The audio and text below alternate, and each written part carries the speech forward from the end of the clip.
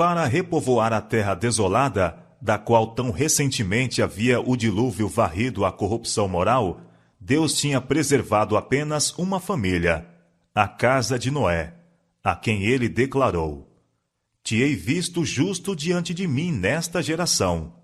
Gênesis capítulo 7, verso 1.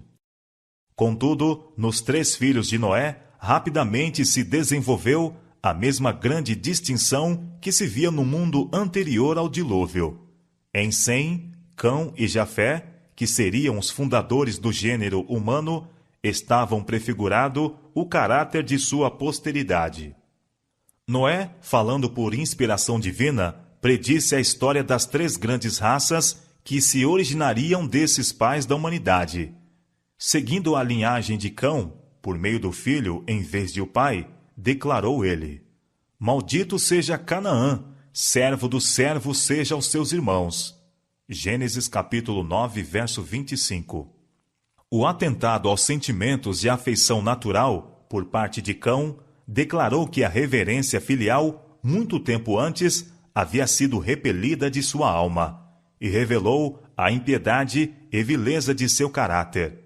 Estes maus característicos perpetuaram-se em Canaã e sua posteridade, cujo delito, continuado, atraiu-lhes os juízos de Deus. Do outro lado, a reverência de Sem e Jafé por seu pai, e assim pelos estatutos divinos, prometia um futuro mais brilhante aos seus descendentes.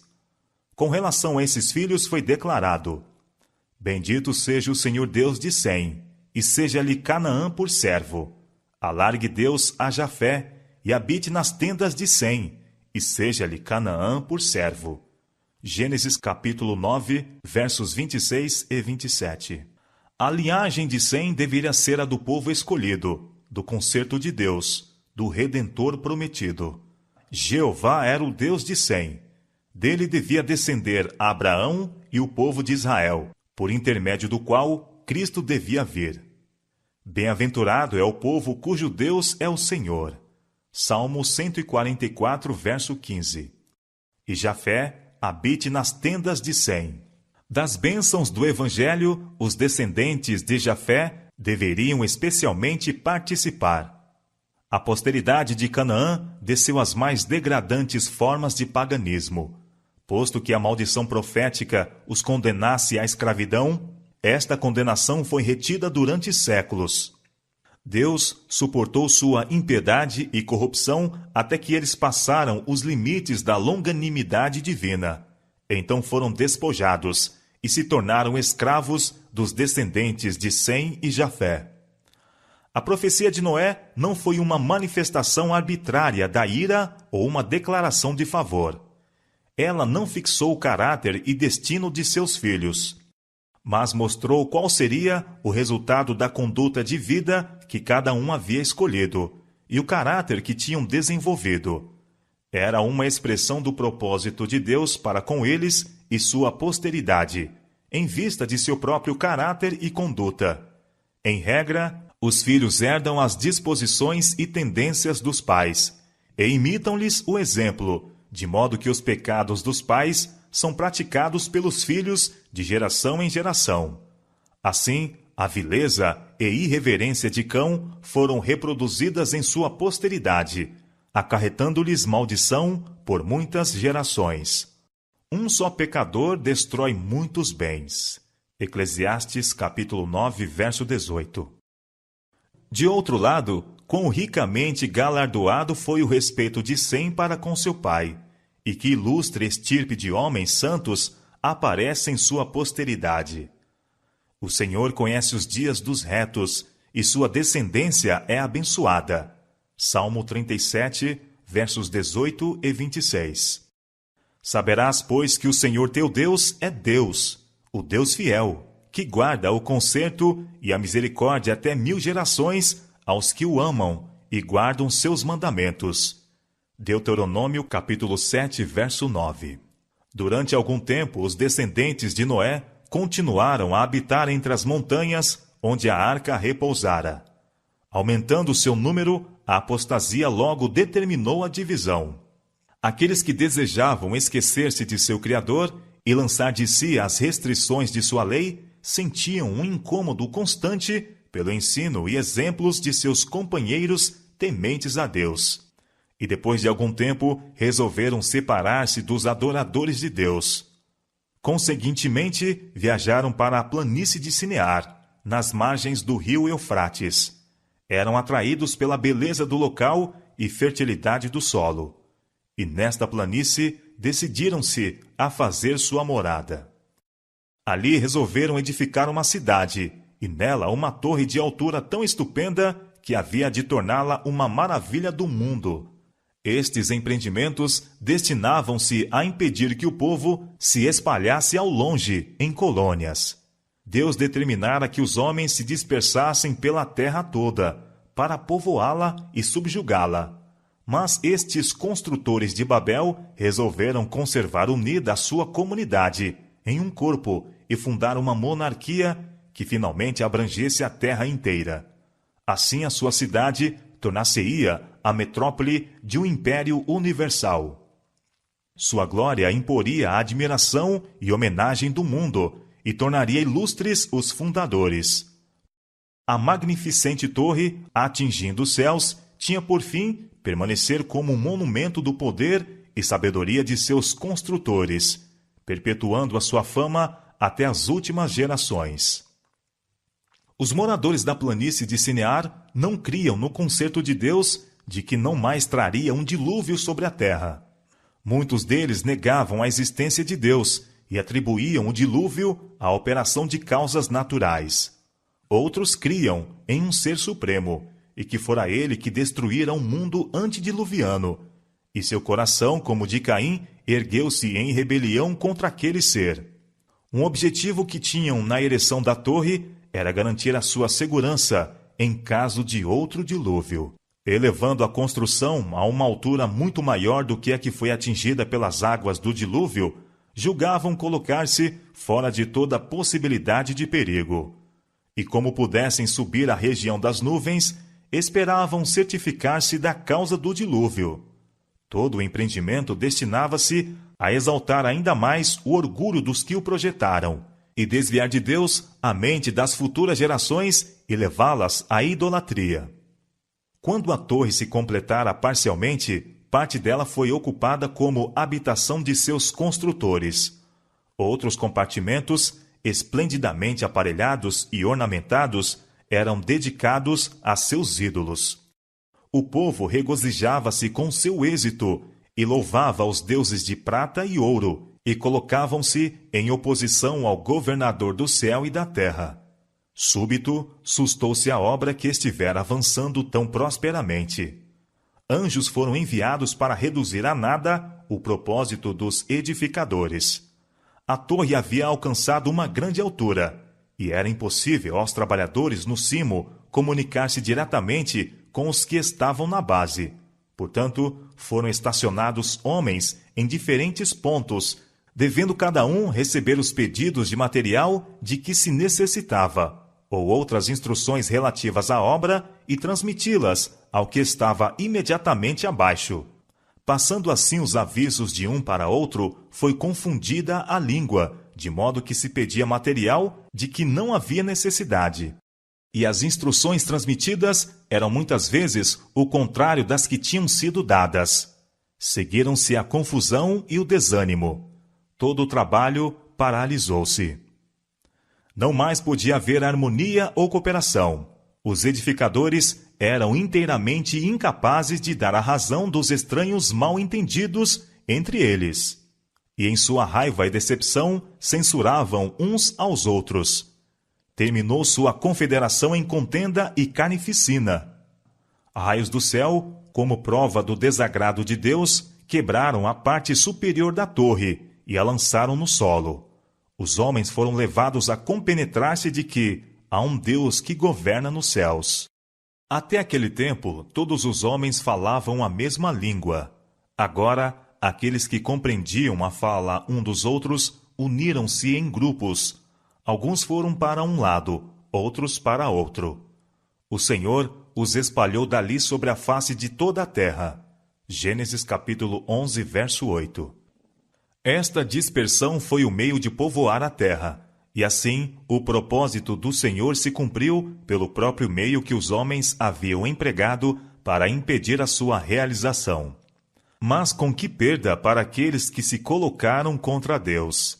Em seu propósito que, ao saírem os homens para fundarem nações nas várias partes da terra, levassem consigo o conhecimento de sua vontade, para que a luz da verdade pudesse resplandecer com todo fulgor às gerações que se sucedessem. Noé, o fiel pregoeiro da justiça, viveu 350 anos depois do dilúvio, e 500 anos. E assim seus descendentes tiveram oportunidade de familiarizar-se com os mandos de Deus e a história de seu trato para com os pais. Estavam, porém, indispostos a ouvir estas verdades, que lhes desagradavam.